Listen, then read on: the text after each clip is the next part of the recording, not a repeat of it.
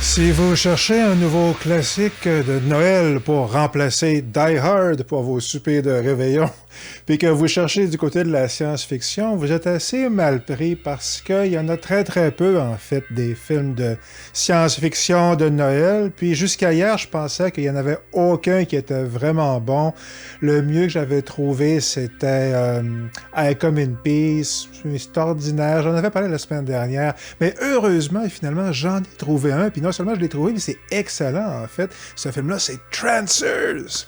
Trancers de 1984, produit et réalisé par le légendaire Charles Band des studios Full Moon, qui est spécialisé dans le film à petit budget de série B directement en VHS, les Dollman, puis tous ces films-là, Puppet Master, bon bref. Puis Trancers, en fait, c'est une de ces franchises qu'il a lancées. Je l'avais vu à l'époque, quand c'est sorti, j'avais pas du tout aimé ça, mais en le réécoutant, j'ai trouvé beaucoup de qualité, en fait, je vais vous en parler dans un instant.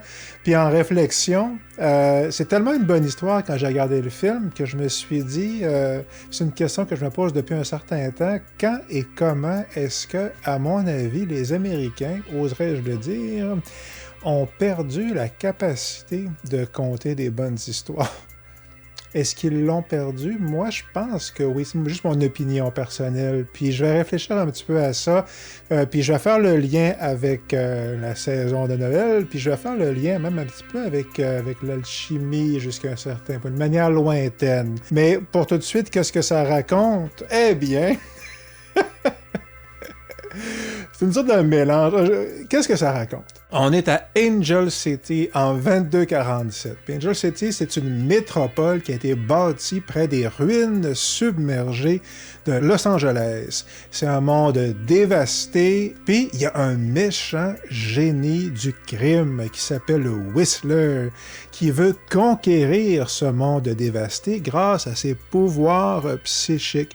Puis son principal pouvoir, celui qu'on voit le plus en tout cas, c'est qu'il peut contrôler la pensée des gens. Il peut les transformer en fait en genre de zombies. C'est les fameux Trancers. Le seul problème, c'est qu'ils meurent pas longtemps après, essentiellement. Le genre de zombies qui courent vite puis qui parlent, ce genre de zombies-là. Et ces Trancers-là, ben, ils sont masqués par un flic, une sorte de Blade Runner qui s'appelle Jack Death. C'est son nom. Un flic du futur. Puis Monsieur Death, il est convoqué par les dirigeants de Angel City parce que Whistler est retourné dans le temps, il a voyagé dans le passé. Parce que pour conquérir le monde, son plan, c'est qu'il va tuer les ancêtres des membres du Conseil qui sont le seul obstacle entre notre génie maléfique et le pouvoir absolu et total. Donc, il retourne dans le passé pour tuer les ancêtres des membres du Conseil. Il y en a 3, il y en a déjà un qui ça a marché, il a déjà tué un des ancêtres. Donc, Jack Death va être envoyé dans le passé pour empêcher cette catastrophe historique et trouver une manière de capturer le diabolique Whistler. Et non seulement il voyage dans le temps, mais il arrive pile dans la saison de Noël. Alors, est-ce que Jack Death va trouver le sens profond de Noël? Est-ce qu'il va réussir à éviter la victoire du méchant Whistler, etc.? Bon, voilà, tu le mandat de le savoir. Comme d'habitude, c'est de regarder Trancers et ça vaut la peine parce que c'est franchement rigolo, c'est très très bon. Et sans plus tarder, pourquoi c'est bon? Première raison, Trancers, c'est un Blade Runner, Terminator, qui voyage dans le temps, dystopique, avec des zombies de Noël, puis il y a des punks. Donc un Blade Runner, Terminator, dystopique, film de zombies, de voyage dans le temps, dystopique de Noël avec des punks. Qu'est-ce que vous voulez de plus? Le film est ultra kitsch, ok, limite niaiseux par moment, mais dans l'ensemble, en règle générale, le film maintient toujours cet équilibre-là. Où est-ce qu'il reste du côté du kitsch? Où est-ce que c'est le mauvais goût qui, en vérité, et de bon goût. Le parti que j'avais pas aimé dans le temps, en 84-85, quand je l'ai vu en VHS, c'est ça, ce que j'avais pas aimé, c'était ce ton-là, mais avec les décennies, le passage du temps a considérablement adouci les aspérités de ton que je trouvais à l'époque dans cette œuvre. Fait que maintenant, c'est surtout le kitsch qui ressort, puis un kitsch assumé et réussi. On a un Père Noël zombifié qui attaque Jack Death dans un centre d'achat. Jack Death est suivi tout le long par sa copine, essentiellement. Et elle travaille comme photographe dans un centre d'achat, puis elle photographie les enfants avec le Père Noël. Et le méchant Whistler possède le Père Noël. Fait qu'on a un Père Noël zombie qui non seulement attaque Jack Death, mais il l'attaque avec une grosse, tu sais, une canne de Noël géante, là. Ben... Tu sais, quand un film fait ça, il sait ce qu'il fait, là. C'est assez gros, mais c'est juste, tu sais, ça marche, là. C'est rigolo. Le film est souvent sur cette frontière. Il marche souvent sur cette ligne-là, cette frontière-là entre le mauvais goût. Puis généralement, il est du bon côté du mauvais goût, finalement. Il y a une scène de gadget, comme dans les James Bond, là, avec Q, là. Donc, entre autres, Jack Death, il y a une montre qui lui permet de ralentir le temps. Fait qu'il y a une séquence de gadget.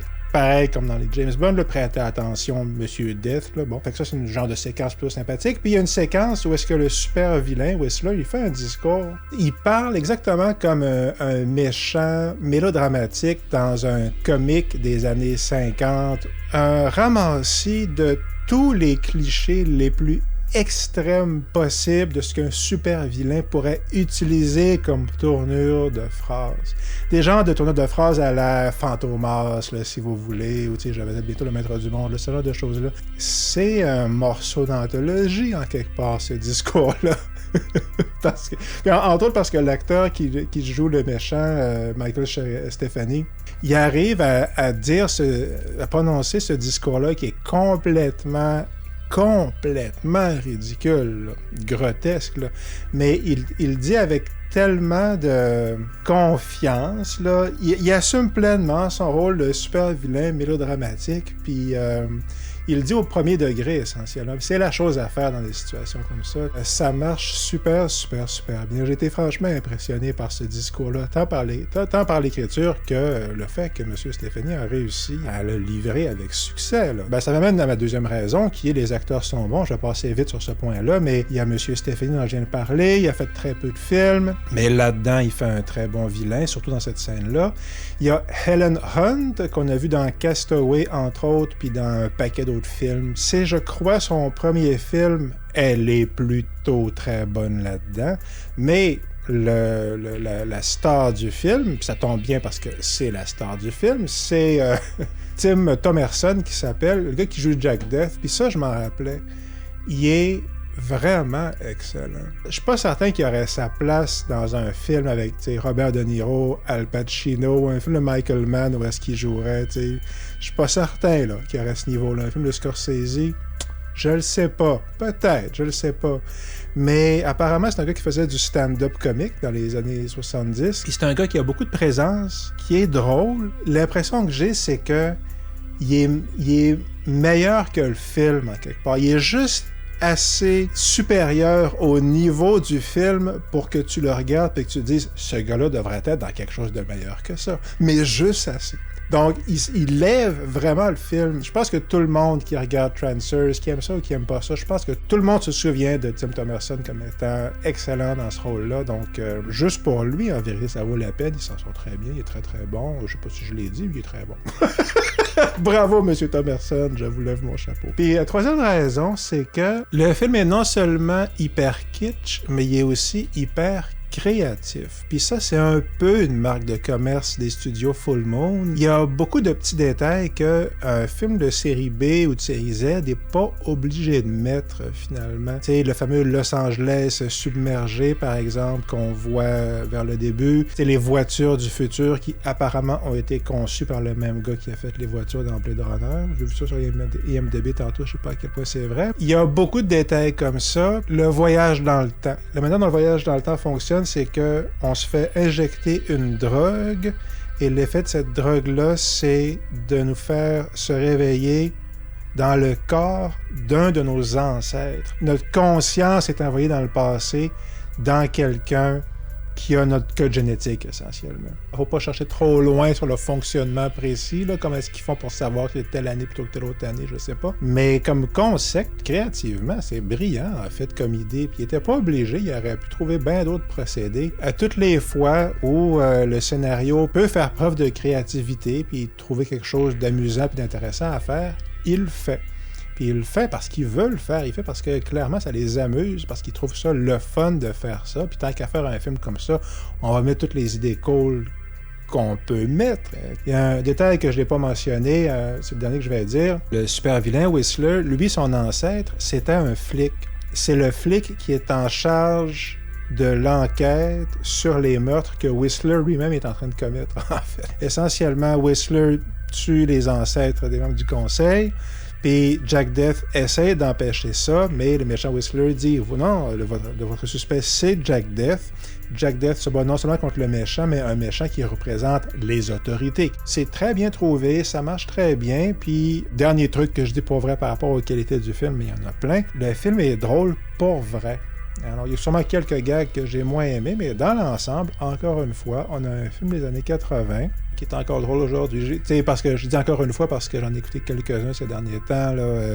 Kindzadza, le film soviétique, puis aussi il y a quelques temps, j'avais écouté Jekyll and Hyde Together Again. Puis c'est ça, l'humour, ça vieillit pas toujours très bien, mais ces deux exemples-là, puis notre film Trancers aujourd'hui, c'est encore drôle. Quand même les gags fonctionnent encore, notre film de série B avec des martiens, puis tout ça, une copie de Blade Runner, Terminator, ben c'est parce que t'aurais reçu ton coup, puis c'est ça, Trancers.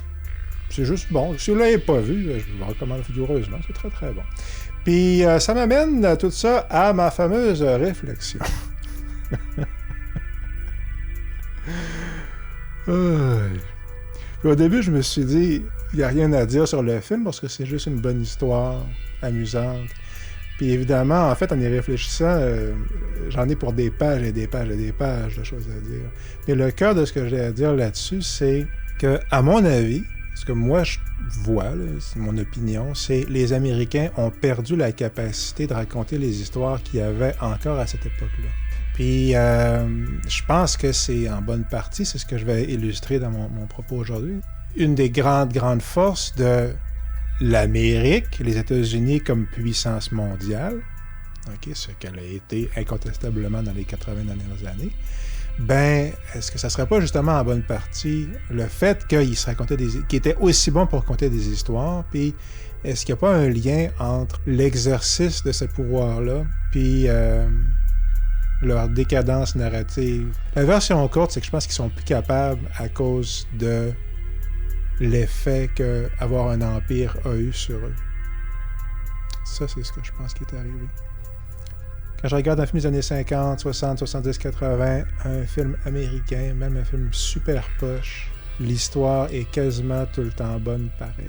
Il y a encore d'excellents films et d'excellentes histoires qui se font aujourd'hui, mais quelque chose s'est perdu dans l'ensemble, d'après moi. Si vous regardez les films de DC, c'est l'univers de DC avec les Aquaman, c'est le film de Flash, les films récents de Marvel, les films de Ridley Scott, est-ce qu'il y a quelqu'un sur Terre qui pense que Prometheus est aussi bon que Alien? Ben, c'est plutôt divertissant, puis il y a des bonnes idées, mais non, c'est impossible de dire que c'est même proche d'être aussi bon qu'Alien. C'est n'importe quel film récent de Ridley Scott, en tout cas, moi, ça que j'ai vu. Puis, c'est ça, la tonne de films de zombies qu'il y a eu dans les années 2000 qui ont toutes, tu sais, je veux dire, il y en a des centaines et des centaines, on dirait, puis c'est à peu près impossible de différencier. Vous voyez ce que je veux dire, là, tu sais, les films sur les chaînes de streaming, tout est devenu du contenu. C'est tout rendu un peu plate, un peu inintéressant. Posons la question autrement, c'est ça l'idée. Est-ce qu'il y a un lien entre la domination mondiale américaine des 80 dernières années et leur capacité à produire des films divertissants avec des bonnes histoires? Des films, des séries télé, des bouquins, des comics, tout ce que vous voulez. Est-ce qu'il y a un lien entre le fait que les États-Unis ont été aussi puissants puis le fait qu'ils ont produit autant d'histoires que tout le monde, y compris moi, aimait super gros? Ben, je pense que c'est évident qu'il y a un lien. C'est évident. C'est que si tout le monde a accepté la domination de ce pays-là, c'est parce qu'en bonne partie, on trouvait que leurs histoires étaient cool. Passez-y 3 secondes. C'est évident que c'est ça. Là. Il y a un lien. C'est pas le seul facteur, mais il y a un lien. Est-ce qu'on peut, donc, légitimement et de bonne foi, prétendre le contraire? Peut-être, mais je pense que ça serait difficile. Est-ce qu'on peut affirmer, par exemple, que le sourire de Ronald McDonald ou les annonces de Noël de Coca-Cola n'ont eu aucun effet sur le succès mondial, non seulement de Ronald McDonald puis de Coca-Cola, mais des États-Unis eux-mêmes? Aucun lien entre l'attachement qu'on a pour McDonald's puis l'attachement qu'on a pour Coca-Cola puis leurs affiches art déco puis tout ça, entre ce sentiment-là positif qu'on éprouve pour ces énormes marques de commerce américaines et les États-Unis eux-mêmes, qu'il n'y a aucun lien entre les deux. Un produit qui atteint ce niveau de succès raconte toujours une histoire. Ils ne changent pas la culture, ils sont la culture. L'histoire que raconte un produit américain est en général implicite, mais elle est toujours là, parce que ce qui est vendu, ce n'est jamais le produit, c'est précisément l'histoire. Ce que j'achète, c'est pas l'objet physique ou le repas, c'est ma participation à l'histoire qui est racontée. Alors, l'histoire de McDonald's.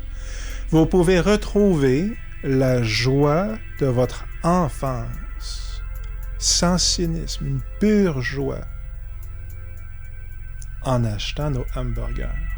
L'histoire de Coca-Cola. Vous pouvez revivre la nostalgie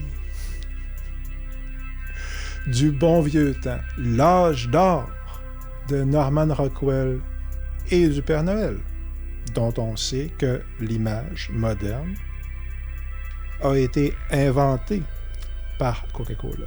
L'histoire de Nike, les chaussures. Achetez nos chaussures et en travaillant très dur, vous pourrez accomplir vos rêves. Puis ça, c'est intéressant parce que c'est l'histoire, c'est l'histoire des États-Unis eux-mêmes. Travaille très dur et toi aussi, tu vas avoir ce que tu veux. L'histoire de Pepsi, vous savez que Coca-Cola vous manipule et vous savez que l'histoire qu'on vous raconte est cynique. Nous vendons exactement le même produit, mais sous un autre nom. Soyez un libre penseur. Achetez notre eau sucrée. L'histoire de Microsoft. L'informatique est super compliquée, trop compliquée pour vous.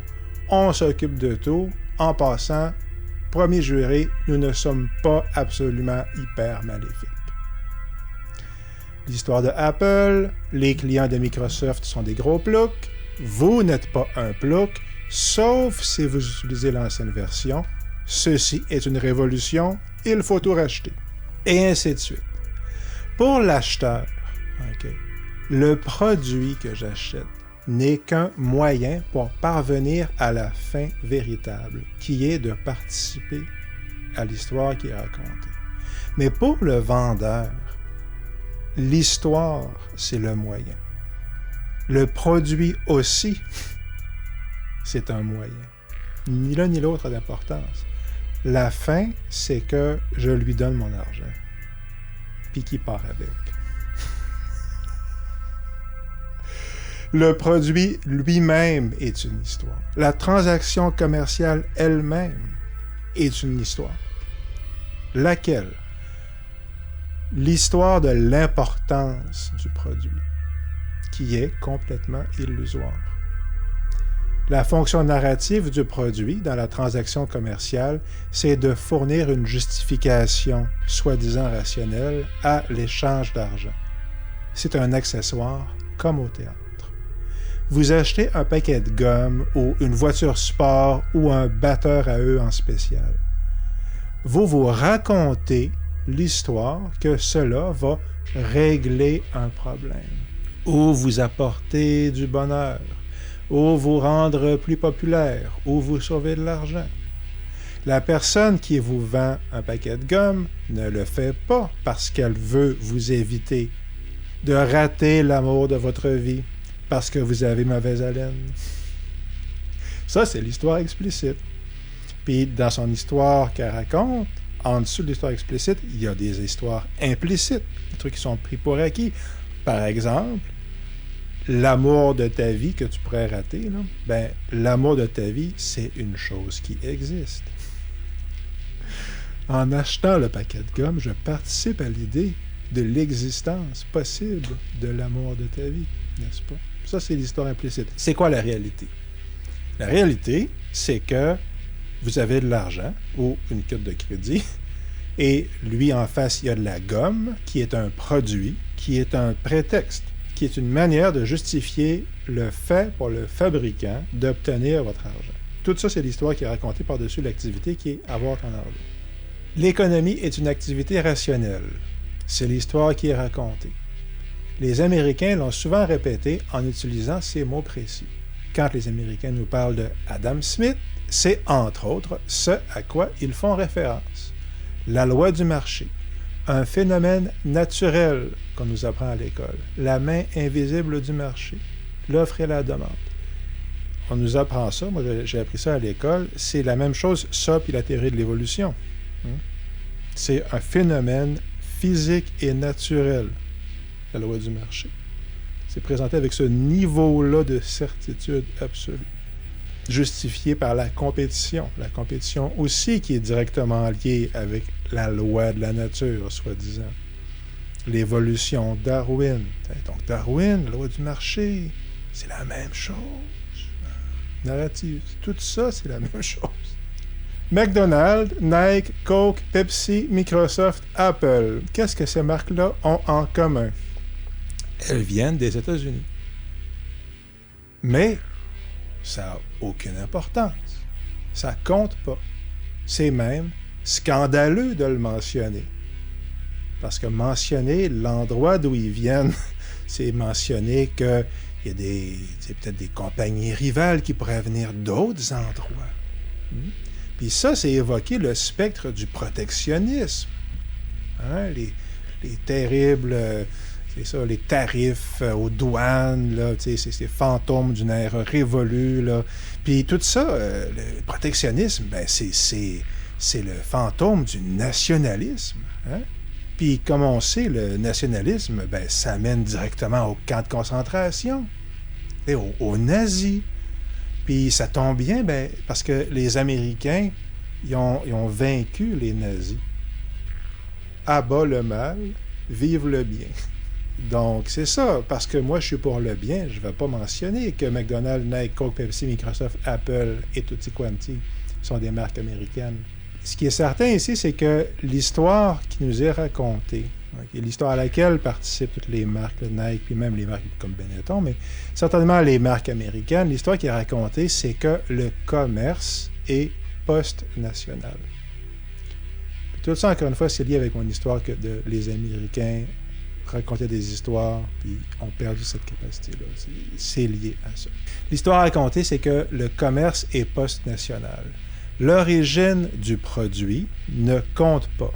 La gomme, peu importe, là, l'origine du produit ne compte pas, et certainement pas l'origine de la personne ou de la compagnie qui te le vend.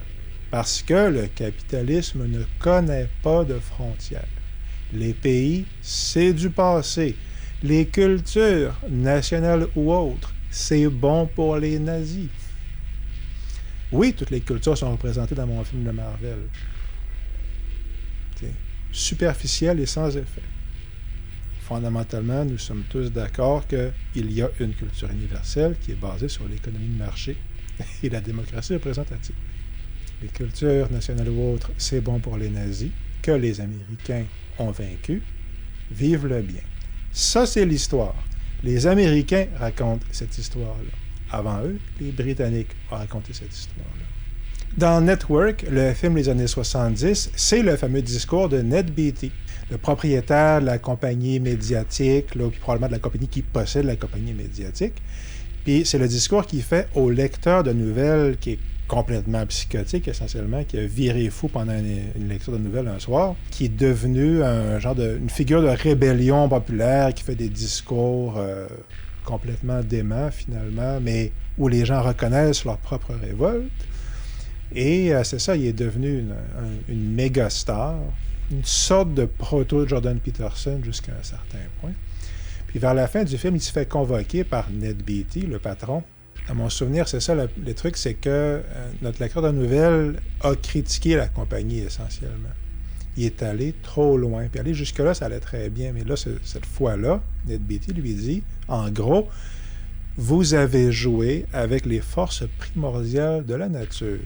Il n'y a plus de nation. Il n'y a plus que le système de monnaie internationale.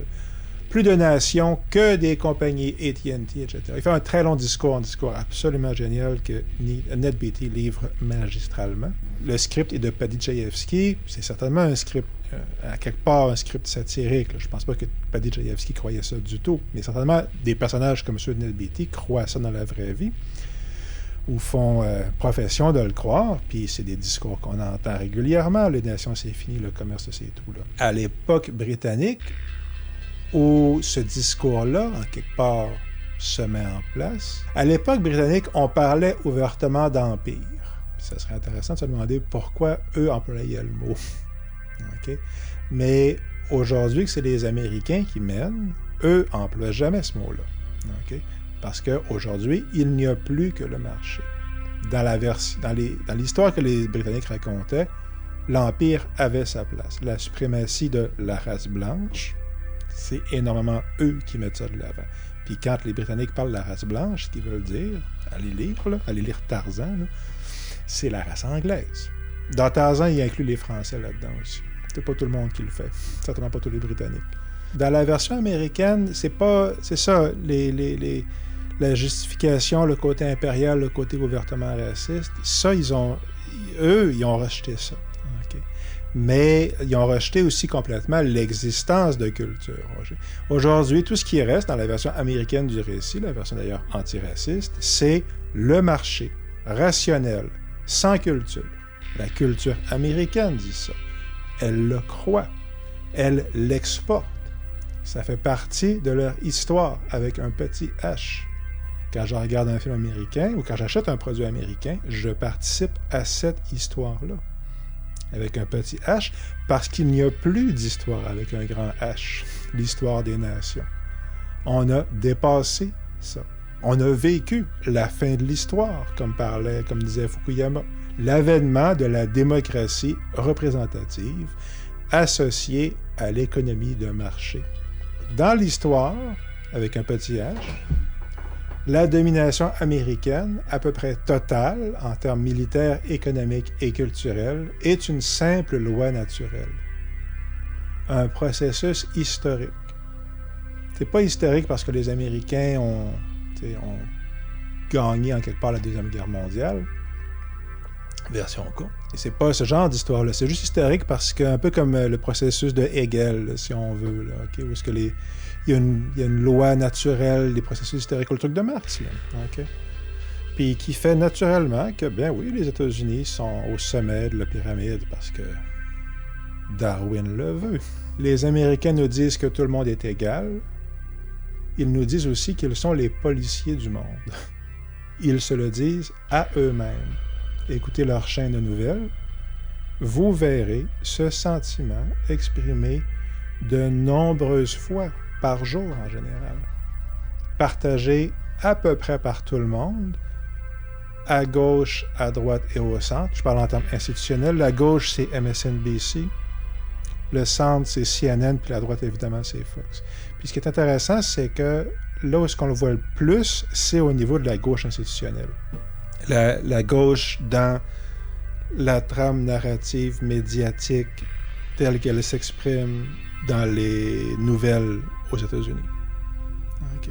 La gauche de ces nouvelles-là, c'est MSNBC. Ils sont extrêmement, pro Black Lives Matter, les transsexuels, tout ça. Ça, c'est leur gros truc. Okay. Mais écoutez-les parler, ils sont d'un enthousiasme absolument délirant et déconcertant par rapport au rôle sacré des États-Unis d'être le maître absolu du monde. Là. Ils savent que c'est ça. La manière dont ils en parlent, c'est eux autres qui mènent, puis ils mènent parce que c'est le bien, puis C'est bien, entre autres, parce qu'il représente l'antiracisme. Alors, oui, on lâche des bombes sur tout le monde, alors c'est bien. C'est l'histoire qu'il raconte. Ça fait partie de la trame narrative. C'est un produit de la même culture que celle qui nous donne Coca-Cola, McDonald's, Microsoft. Un produit américain qui change la culture mondiale. Cesse-t-il pour autant d'être un produit culturel américain? Est-il simplement, comme les Américains nous le disent, un phénomène d'une nouvelle culture mondiale émergente, post-nationale, unie dans la diversité, dans un mouvement sain, naturel et réciproque? Encore une fois, un phénomène naturel, motivé purement par le bien. C'est ce que disent les Américains. C'est l'histoire qu'ils racontent. Qu'est-ce qui arrive à ceux qui ne sont pas d'accord? Ils représentent les méchants dans les films américains. Le problème, bien entendu, c'est que tout ça est d'une fausseté qui crève les yeux. Les produits américains sont en général épouvantables depuis des décennies, leur nourriture est toxique, leurs voitures sont plus ou moins des citrons, leurs vêtements sont moches et fabriqués par des enfants aux Philippines. Le niveau moyen est laid, grossier et de mauvais goût. On s'habitue.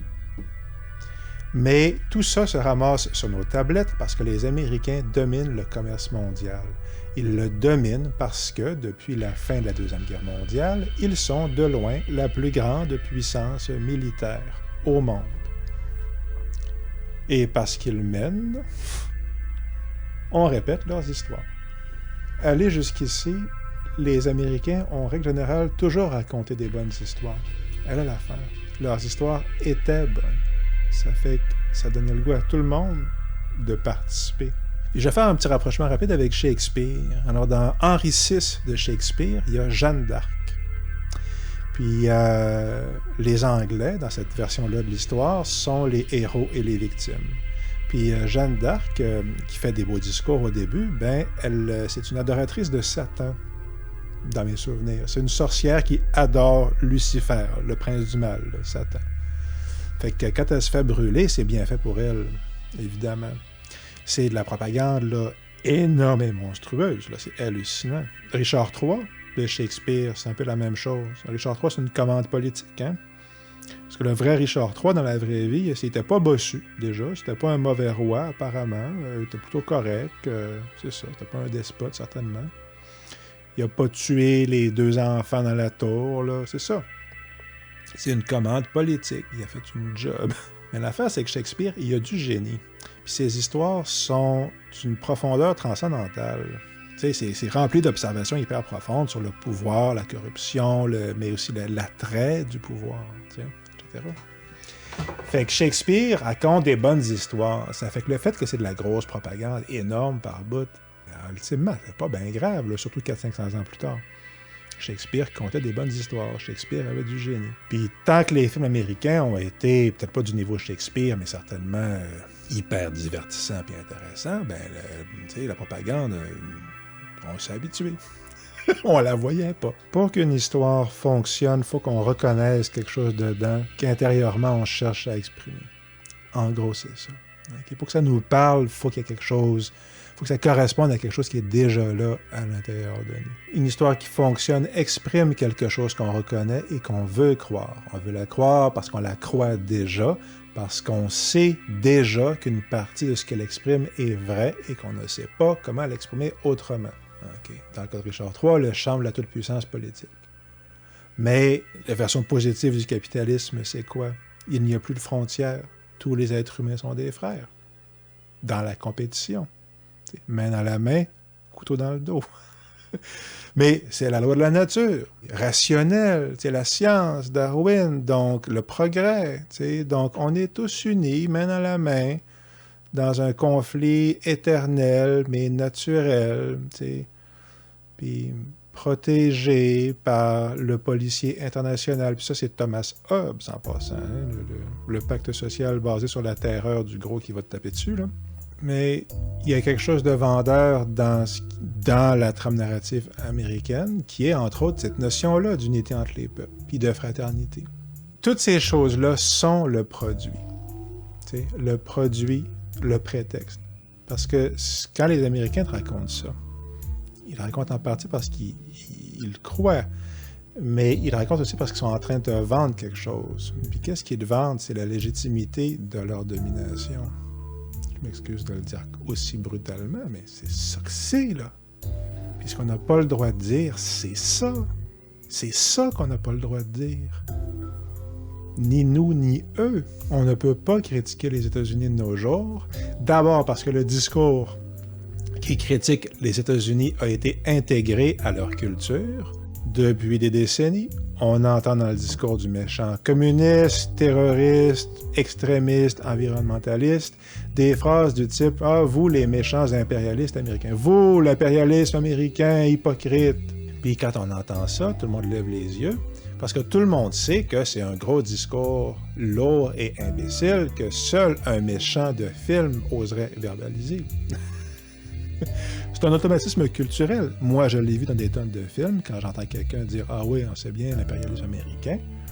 Puis avant ça, l'impérialisme britannique, on entend ça des fois dans les films des années 50. Bien, on sait qu'on est en face du méchant. Okay? Personne ne parle d'impérialisme américain à part les méchants dans les films américains.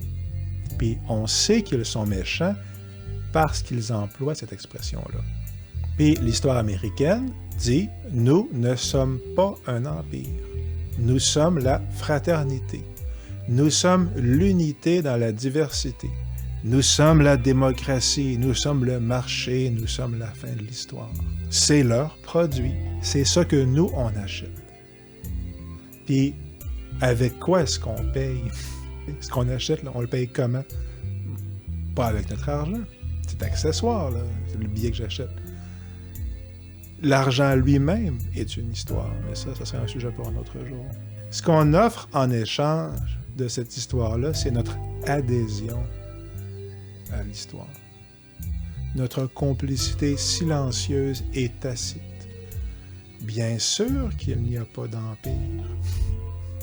L'économie de marché repose sur la compétition internationale. Nous sommes tous égaux, nous sommes tous des frères.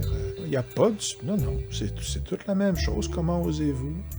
Non, on ne peut pas critiquer les Américains comme ça, franchement. C'est tellement facile, l'anti-américanisme primaire. Là. Ce qui est vendeur ici, c'est la fraternité. Mais ce qui est vendu en dessous de ça, c'est l'idée que la compétition est saine, normale, morale et naturelle, fait partie de l'équilibre naturel des choses. Une loi de la nature et de l'univers. Et qu'est-ce qui est non dit là-dedans? Qu'est-ce qui n'est pas exprimé? C'est que cette compétition-là, c'est toujours ultimement les mêmes qui la gagnent. C'est leur monnaie qu'on utilise, c'est leur langue qu'on parle. Quand on veut faire partie de la fraternité universelle et post-nationale, c'est leur armée qui nous punit quand on refuse. D'autres pays ont des armées, des pratiques brutales, des arguments de mauvaise foi hypocrites. Mais les Américains ont des bonnes histoires, ou en avaient. Le modèle d'affaires du pouvoir américain, ça a toujours été de raconter des bonnes histoires, de faire passer leur message implicite qu'ils voulaient vraiment nous vendre dans leur discours explicite que nous, on voulait acheter, que nous, on pensait acheter. Toutes leurs histoires, depuis qu'ils ont un empire, contiennent une part de manipulation. Même Scorsese, que j'adore profondément, David Lynch, là, j'ai un amour sans borne pour David Lynch, Cormac McCarthy, j'ai lu juste un ou deux de ses bouquins, mais c'est un grand romancier artiste, et même eux autres participent à une industrie culturelle qui est la principale exportation d'un peuple, d'une culture, qui dit qu'elle n'est pas une culture. Que c'est en fait le mal absolu de dire que les cultures existent, particulièrement la leur. Dans les années 50, il y avait les WASP, les White Anglo-Saxon Protestants. Aujourd'hui, on dit « Ah, les Blancs », mais quand on dit les Blancs, c'est autant les descendants irlandais que n'importe qui, là. C'est ça. Puis allez voir historiquement, les Irlandais, c'est pas exactement les grands vainqueurs du colonialisme britannique, n'est-ce pas?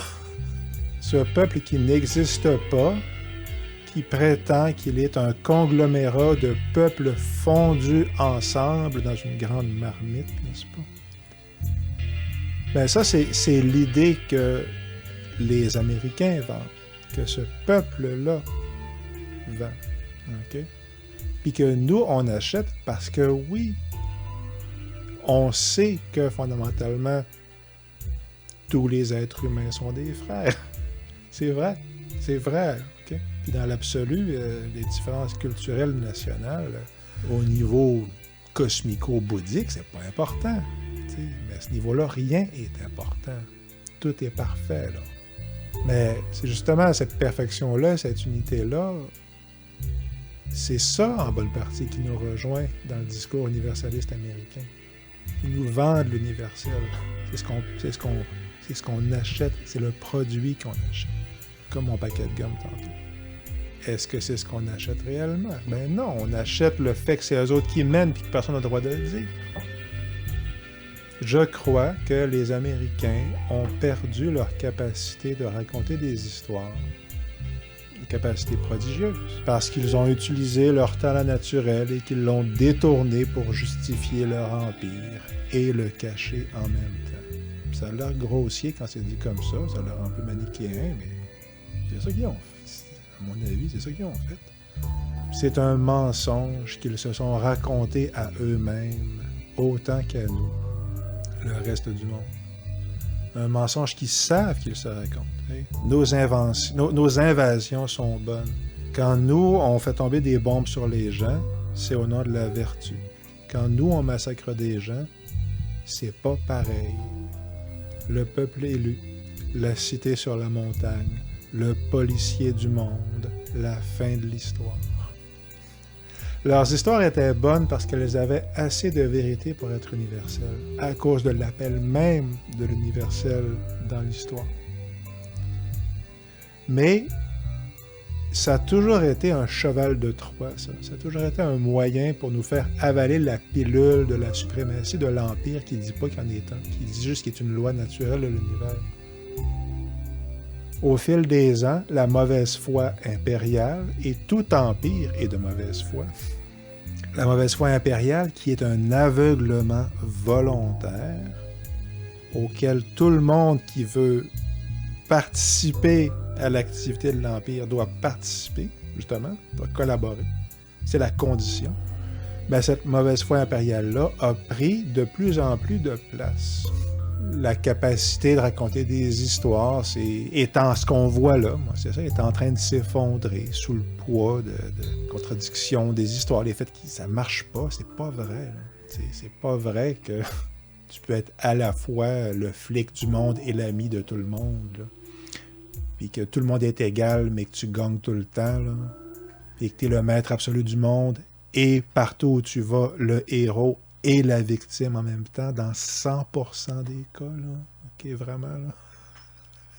Je pense vraiment que ce qu'on observe présentement, certainement aux États-Unis, puis probablement pas juste là, c'est un effondrement de l'histoire collective, de l'histoire avec un petit H, de la trame narrative collective. Les gens qui votent pour Trump, OK, savent que Trump est un menteur, en vérité, puis les gens qui votent pour Trump, surtout, savent que l'histoire américaine, l'histoire comme TH, est un mensonge. C'est pour ça qu'ils sont frustrés comme ça. T'sais, ils savent que les discours sur la démocratie et le marché, eux savent très bien que c'est pas vrai. Okay? Parce que c'est du monde, la petite classe ouvrière, il y en a plus, puis classe moyenne, pas tellement non plus, puis c'est dans cette talle-là. C'est ce genre de monde-là, le monde ordinaire, le petit peuple normal, le monde normal, là. Okay, qui est supposé être vraiment le pilier du régime, en vérité, ce monde-là. Okay? C'est le monde qui est supposé croire l'histoire, ça.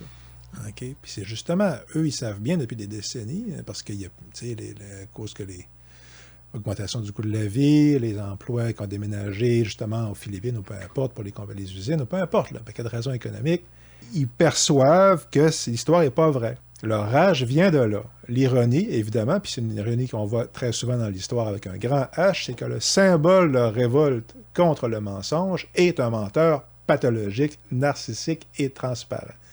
Puis il y a une partie de ça qu'eux ne voient pas. C'est le phénomène Napoléon III. Je pense que Trump est pas mal pire que Napoléon III, là, mais c'est ça le principe de l'aventurier. C'est Marx qui disait ça, le principe de l'aventurier qui débarque pour convaincre la foule. Quand un peuple en révolte comprend qu'on lui ment, il suffit en général de lui offrir un plus grand mensonge pour les rallier. Dans la montée du fascisme, généralement, il y a probablement toujours de ça. OK, fait que Noël, finalement, Noël là-dedans, même chose. C'est la même affaire. L'histoire qu'on achète, puis ce qu'on nous vend vraiment. Noël, ancienne fête païenne célébrant le solstice d'hiver, détournée par l'Église catholique, chrétienne, pour célébrer la naissance de sa figure tutélaire à elle, l'image du Christ, un homme incarnant l'énergie divine de l'amour. L'Église est une organisation temporelle qui se présente comme étant pas ça. Elle reconnaît qu'elle est temporelle, mais elle se présente comme étant une organisation spirituelle. Je m'excuse, mais non. C'est une organisation, okay? C'est une institution.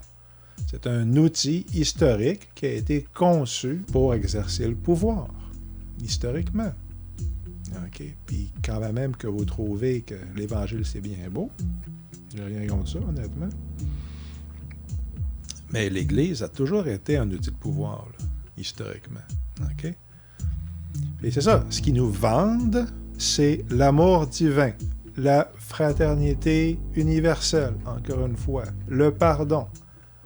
Mais ce qu'on achète vraiment, c'est il y a une structure de domination, puis je suis en dessous de cette structure-là, puis eux sont au-dessus, puis c'est Dieu qui le veut comme ça.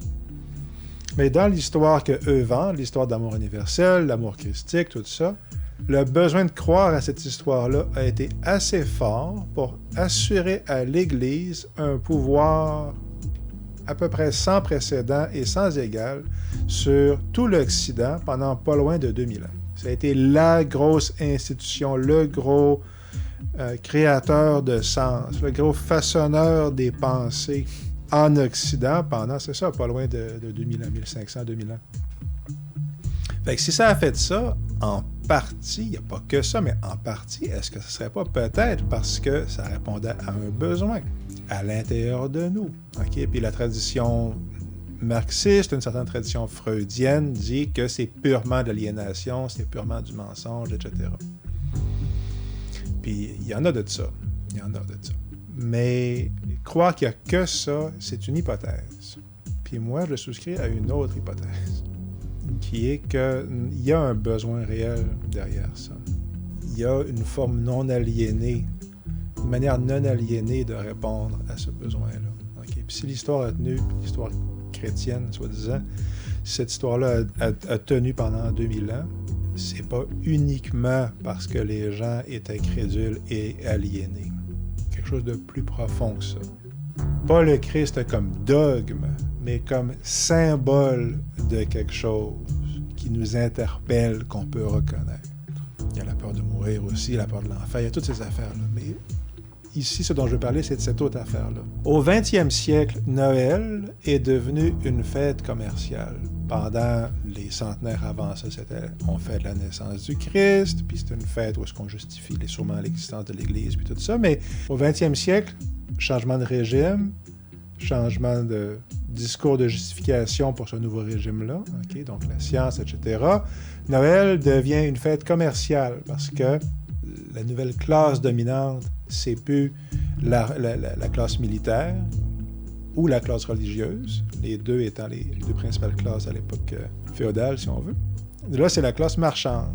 Puis là, Noël devient une fête commerciale. On continue de nous vendre l'amour, la fraternité. On nous vend aussi maintenant beaucoup de nostalgie avec Noël, une teinte de regret pour notre époque. Mais on nous vend aussi le besoin de dépenser des sommes astrologiques d'argent. T'sais, le besoin de faire beaucoup d'efforts pour s'endetter pendant des mois pour faire un gros party qui va nous coûter super cher et qu'on va payer pendant super longtemps sur notre carte de crédit. parce qu'il faut faire ça pour se sentir bien. Okay? Ça a été Noël pendant une grosse partie du 20e siècle. Puis pendant tout ce temps-là, les gens se sont plaints que Noël perdait son sens. C'est une opinion très répandue, mais ça cassait les pieds des gens en même temps. Oh, le sens de Noël, ça faisait quétaine un peu. Mais le fait est que Noël, aujourd'hui, ça n'a plus vraiment le sens que ça avait. Pas juste le sens, ça n'avait plus vraiment d'importance. Aujourd'hui, l'Halloween, à beaucoup de points de vue, est au moins aussi significatif que Noël. Il y a des décorations 1 mois, 2 mois à l'avance, puis les gens achètent des bebelles, puis ils mettent des squelettes en plastique dans leur entrée, puis des décorations, puis des lumières. Pourquoi? Parce que, pour utiliser un cliché que j'évoquais, on a oublié le sens de Noël. Mais quel sens de Noël? Puis quel Noël? La fête chrétienne ou la fête païenne? Puis là, j'achève. Déjà, en partant, je vous propose aujourd'hui que la fête chrétienne et la fête païenne, en quelque part, c'est la même fête. C'est comme deux histoires différentes pour raconter la même interpellation profonde. Alors, la fête païenne, c'est la fête du solstice d'hiver. C'est la nuit la plus longue, le triomphe apparent des ténèbres, l'heure où enfin la lumière fait son retour. Et ces ténèbres, voyez-vous, c'est celle de notre propre conscience. Cette grande nuit-là, okay, c'est mon sommeil à moi. Votre sommeil à vous, amis spectateurs, de la race humaine. L'obscurité totale, la nuit la plus longue, ben on est dedans, là. La nuit, cette longue et terrible nuit où nous vivons depuis des siècles, c'est la confusion de nos histoires qu'on se raconte, dont une partie est le symbole de choses vraies et profondes que nous reconnaissons, et le reste n'est au mieux que mensonge et confusion. La vérité, c'est que comme nos lecteurs de nouvelles à la télé, excusez de vous dire ça, mais on le sait qu'on baigne dans le crime, là. Vraiment désolé de le dire, là. Mais nous sommes tous des monstres, là. Mais nous sommes aussi la lumière qui s'éveille. L'énergie christique, ai-je lu un jour dans un bouquin. Mot dévoyé par 2000 ans d'abus religieux. Apparemment, l'énergie christique, c'est l'énergie d'amour universel. Son siège, c'est le cœur humain. Se connecter à son cœur, disait le bouquin en question, quand on se connecte à notre cœur, on se connecte au Christ lui-même. Il n'y a pas de séparation. C'est pour ça que les histoires d'unité nous parlent autant, entre autres. Parce qu'on le sait ultimement qu'on souffre d'une séparation qui n'est qu'illusoire. Puis on cherche à dissiper cette illusion-là. Qu'on cherche à maintenir en même temps, mais ça, voilà. Est-ce que tout ça est un symbole? Okay. Ben, si je mets mon attention sur mon cœur et que je l'y maintiens, okay, je vais sentir de l'amour. Ça le fait tout seul. Des fois, il y a beaucoup de douleur par-dessus, mais il est là. Cet amour, c'est la fraternité que je cherche dans mes histoires d'hamburgers. Puis, il n'y a pas d'amour séparé et individuel. L'amour est l'existence elle-même. En vérité, c'est la seule chose qui existe. L'amour et la beauté, qui sont la même chose. Tout le reste, c'est des histoires. Tout le reste, c'est des histoires. Voilà. J'ai écrit un bouquin. Ben oui, j'ai écrit un bouquin, Trame narrative, vos histoires inconscientes et comment vous en libérer. Un titre qui a l'air épouvantablement présomptueux, mais bien choisi néanmoins, je le crois. J'ai parti un GoFundMe où je vous invite à m'aider à financer l'écriture, payer mon loyer, etc. Et puis, un détail intéressant, c'est que depuis que j'ai commencé le projet, il y a environ une semaine, j'ai été, en quelque part, inondé d'expériences synchroniques hyper significative, dont beaucoup à saveur et connotation alchimique. Puis une partie d'ailleurs est liée aux commentaires que plusieurs d'entre vous m'avaient laissés dans les commentaires. Alors merci vraiment beaucoup, là. Ça fait partie d'un tout ça. Alors, ça se pourrait donc que l'alchimie, je ne suis pas un expert sur l'alchimie théorique, là, je connais un petit peu ça, j'ai des bouquins, là, je vais les étudier un peu plus, mais ça se pourrait, ça s'enligne peut-être pour que l'alchimie prenne un peu plus d'importance dans le livre final que ce que j'avais pensé à l'origine. Ça se pourrait aussi que les questions de ce qu'on doit appeler l'éveil spirituel, tous ces genres de questions-là, que ça aussi, ça soit un petit peu plus présent que ce que j'avais l'intention d'inclure à l'origine. La vérité, c'est qu'à un certain stade du travail de guérison de nos traumatismes individuels et collectifs, de notre aliénation, on n'a pas le choix de se poser la question de la conscience elle-même. La question de l'individuation, c'est en bonne partie la question de l'éveil. C'est la même question présentée sous un autre angle, en fait. La question la plus radicale et la plus fondamentale, en fait. Quand on se dit que les problèmes politiques, puis qu'on veut aller comme la gauche radicale, mettons, ben l'idée, c'est d'aller vraiment à la racine du problème. Puis moi, c'est une démarche que j'ai entreprise il y a plusieurs années. C'est comme ça que je voyais les choses en bonne partie. C'est ça, ma question, ça a beaucoup été, OK, bon, jusqu'où il faut remonter? Jusqu'où est-ce qu'il faut que je remonte? Est-ce que je suis vraiment remonté à la racine réelle du problème par rapport aux questions sociales, économiques, les enjeux d'injustice qu'on a? Puis ultimement, la vraie là, racine du problème, c'est une question de la conscience. C'est une question d'éveil, mais pas dans le sens religieux qu'on attribue en général à ce mot-là. Okay. Parce que j'aime pas la religion du tout. Je considère qu'il n'y a aucune bonne religion. Je suis anti-religion. Je vais vous le dire tout de suite. Okay. Faites ce que vous voulez, là, mais moi, personnellement, je pense pas que c'est bon. Okay. Et entre autres, pour des raisons que je vais mentionner là-dedans, parce que c'est des histoires qui recouvrent la vérité, puis qu'il y a toujours une part de manipulation dedans. Il est là le problème. Fait que oui, peut-être toutes les religions ont une part de vérité. Ça, j'en doute, là, mais mettons que c'est vrai. Il y a toute une part de vérité, mais il y a toute une part de mensonge aussi. Puis t'achètes les deux, là. T'as pas l'un puis l'autre, là. C'est bien dur. Mon intention, ceci dit, dans le bouquin, est d'en parler d'une manière honnête, là, je me suis un tout petit peu emporté, là, mais d'une manière honnête et posée, en mettant l'accent sur ce qui est le plus utile, surtout en termes de guérison. Puis il y a un lien avec la fameuse loi de l'attraction là-dedans. Puis il y a beaucoup de points de vue, le bouquin. Et avant ma recommandation, je finis là-dessus. Le bouquin, en bonne partie, c'est le lien entre la loi de l'attraction et le traumatisme, en fait. Ma contribution à la conversation collective avec ce bouquin-là, ça va beaucoup être ça, en fait. Alors, ma recommandation, très rapidement, c'est un film de Noël, de science-fiction. Ben, on n'a quasiment pas le choix de recommander Santa Claus Conquers the Martians de 1964 avec la jeune Pia Zadora. C'est un des seuls films de science-fiction de Noël. C'est le plus connu, donc c'est le plus grand classique qu'on a comme fan, mais c'est épouvantable. OK, soyons sérieux, là, c'est un des pires films de tous les temps, avec sans doute la pire chanson de Noël de tous les temps, là, Hurry for Santa Claus, là, et je frémis juste à y penser. C'est ça, pratiquement inécoutable. Ça raconte l'histoire de les Martiens kidnappent le Père Noël pour redonner le sourire à leurs enfants.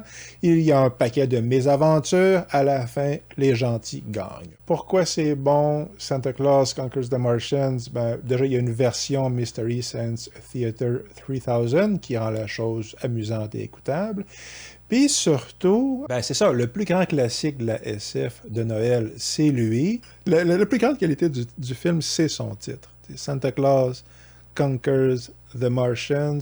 Ça a un charme de livre à colorier, et puis la profondeur d'un livre à colorier. Le principal mérite du film, essentiellement, c'est qu'il existe, et en tant que tel, je lui rends hommage en le recommandant aujourd'hui.